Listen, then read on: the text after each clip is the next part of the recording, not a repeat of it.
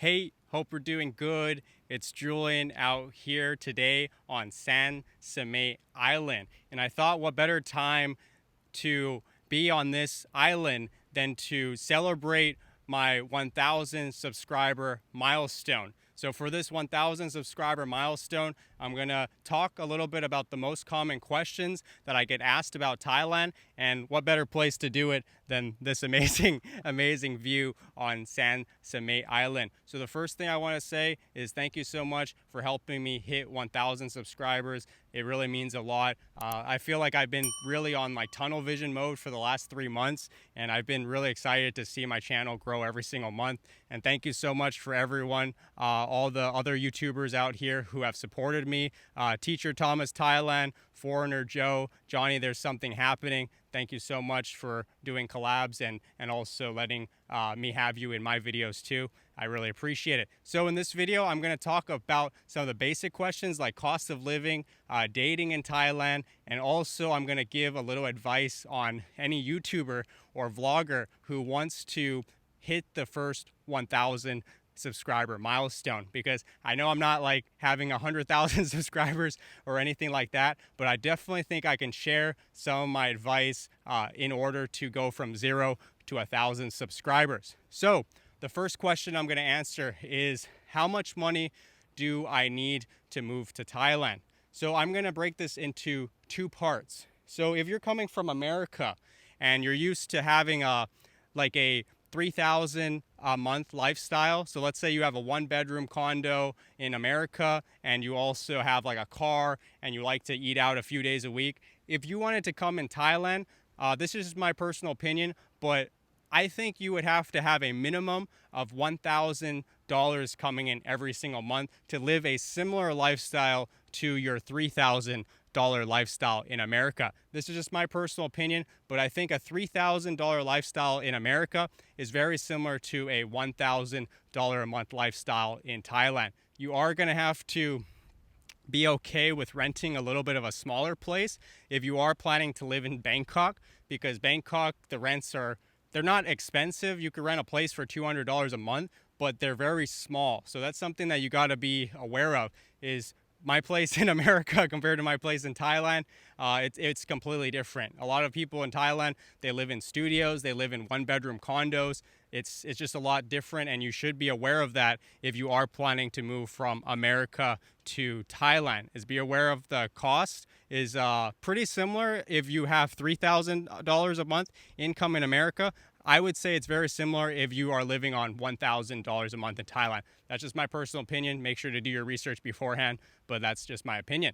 The second question I'm going to answer is the differences between dating in Thailand compared to America. I have experience in dating in both countries. I lived in America for 23 years, and I did have some girlfriends in America. I did do dating in America. For the most part, I would say it's actually quite similar. The only real difference is I feel like this is not every girl, but I feel like the Thai girls are a little more traditional in terms of they want the guy to really take the lead.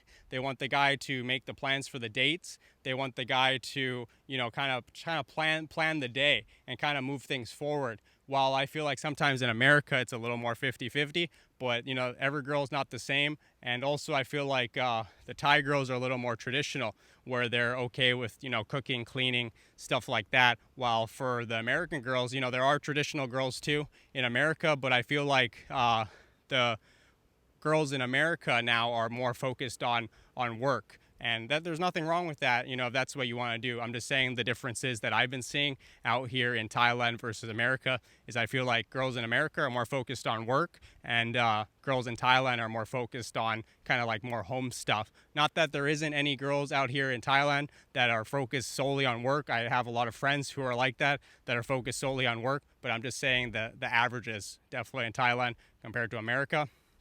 And also, Thai girls are much shorter for the most part than American girls. I think the average height in America is like 5'6", 5'7". The average height for a Thai girl, I think, is only like 5'2", 5'3".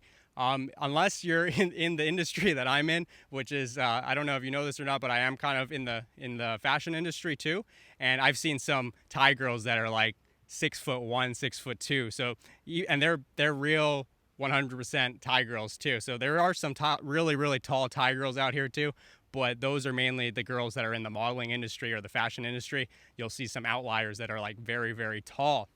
And the last question that I wanted to talk about is how to grow your channel from 0 to 1,000 subscribers, because this is something that a lot of YouTubers want to do, because YouTube has the new monetization policy where you need at least 1,000 subscribers and 4,000 watch hours in the last 365 days. And so I just want to share a few tips and for how I got my channel from 0 to 1,000. And I have noticed a very exponential growth in the last 3 months. So I've been doing YouTube for about, I would say, 6 months to a year, but I've only really been studying YouTube and going kind of hard at YouTube for about 3 months. And when I really went hard at YouTube for the last 3 months, I definitely seen some exponential growth. My channel's been growing at almost 100% every single month. So if this continues into the future, I can see some great things happening. So the very first thing that I'm going to share with you, and you've probably heard tons of YouTubers talk about this already, the ones that want to help you grow your channel, but it is very, very important. And that is, you have to focus on your niche or niche, however you like to say it, N-I-C-H-E. And this, if you don't know what a niche is or a niche is, it's basically you have to focus on a certain topic that you're going to make the majority of your videos for. So whether that be cooking, traveling, interviews, something like that, you have to focus on what is what kind of videos you want to make, what kind of subject you want to make. And I would say try not to focus on too many subjects in the beginning. Maybe focus on 3 different things for your niche. So for example, like me, I do Thailand traveling. I do hotels / real estate in Thailand. And then also I do some interviews here and again. So I try not to focus on too many things, especially in the beginning. You want to kind of like really focus on just a few main things. And then in the future, if you want to expand into bigger and bigger projects or different topics, then that might be possible. But in the beginning, if you want to see growth in your channel, you really have to just focus on a very small amount of topics, and you will see growth over time. So the next tip I'm going to give you is a very popular tip, but you need to know this tip because it's had such a big effect on my channel, and I really wanted to share this with you just in case if you really want to take YouTube seriously. And that is consistency. And I know you probably heard that around like with a lot of YouTubers, but it is very important. And I would say it's better to post 1 video a week than to post 5 videos in 1 week and then like 1 video next week, and then you wait like 2 months and you post like 5 more videos in a week. I feel like you have to figure out a set schedule and how to be consistent in your YouTube schedule. So for example, if you're working a job and you can only afford a certain amount of time into YouTube, I would say try to figure out what is a good amount of videos that you could post. Is that 1 video a week? Is that 1 video a month? Is that 1 video a day? You have to figure out what is good for you, and then you can make that schedule for yourself. One thing I will say is I've been posting pretty much 1 video a day for the last couple months or so, and I have seen dramatic growth in my channel when I post 1 video a day. I know that's not possible for everyone. I'm just saying from my personal experience, 1 video a day definitely has helped my channel grow very quickly. Okay, and the next tip for YouTube that I wanted to share with you is definitely look for other YouTubers that are in your same niche. So look for other YouTubers who might be in the same area, or YouTubers that are doing kind of the similar thing for you as your channel.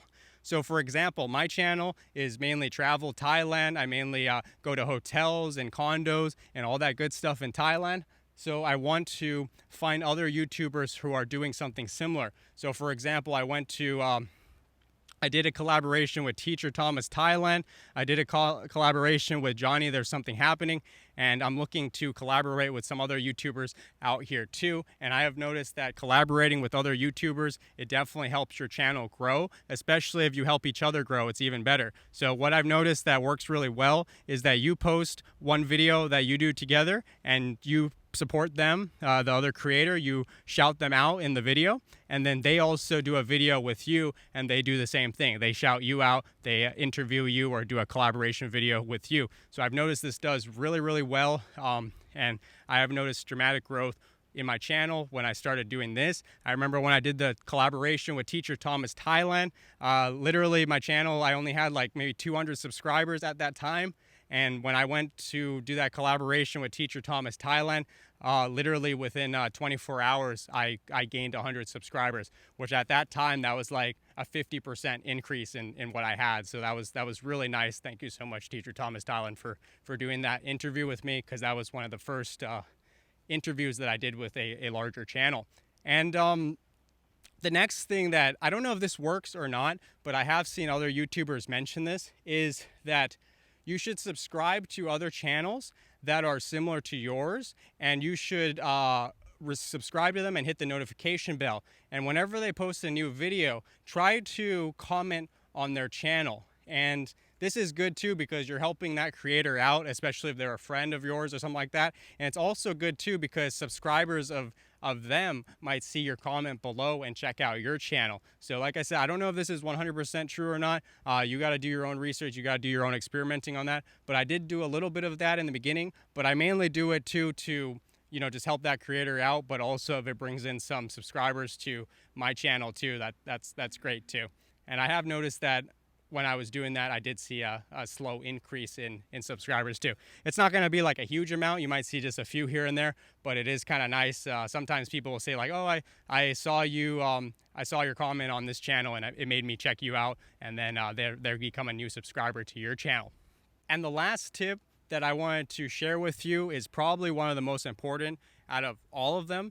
And that is, you have to learn about Google SEO. So it's very important that no matter what subject you're in, whether that be Thailand or cooking or, I don't know, maybe some car channel or something like that, you got to see what people are searching for, and you got to make videos to support that demand. So if there's a demand for the new iPhone 17 or whatever the new iPhone is, I don't even remember, the iPhone 11 or whatever the new technology is, you got to think that, okay, there might be a demand for this video in the future, so let's try to make that video so that people will be searching for that. Because remember, YouTube is the second biggest search engine in the world behind Google, and Google owns YouTube. So just think that if people are looking for stuff on Google, they'll probably be looking for stuff on YouTube too. And it is very important that you make good thumbnails. So if you have a good video but a bad thumbnail, nobody will ever even click on your video. You could have the greatest video in the world, but if you have a terrible thumbnail, nobody's gonna watch it. And I've seen mixed reviews here and there. Some people say that a good click-through rate is about anywhere from 5 to 10%. I have noticed that on my good videos, I get a click-through rate about 8 to 10%, and some of the bad videos that don't perform very well on YouTube, I only get like maybe 2%. So I definitely think if you can make a good thumbnail, and think that when you see that thumbnail, would you click on that thumbnail yourself? Does it interest you? And make sure not to do any clickbaity thumbnail too, because that actually hurts you over the long run, because audience retention, which is how long people watch your video, is very important. If someone just watches your video for 2 seconds and clicks off, that's going to hurt your channel in the long run. So you got to make sure that you don't make clickbaity stuff,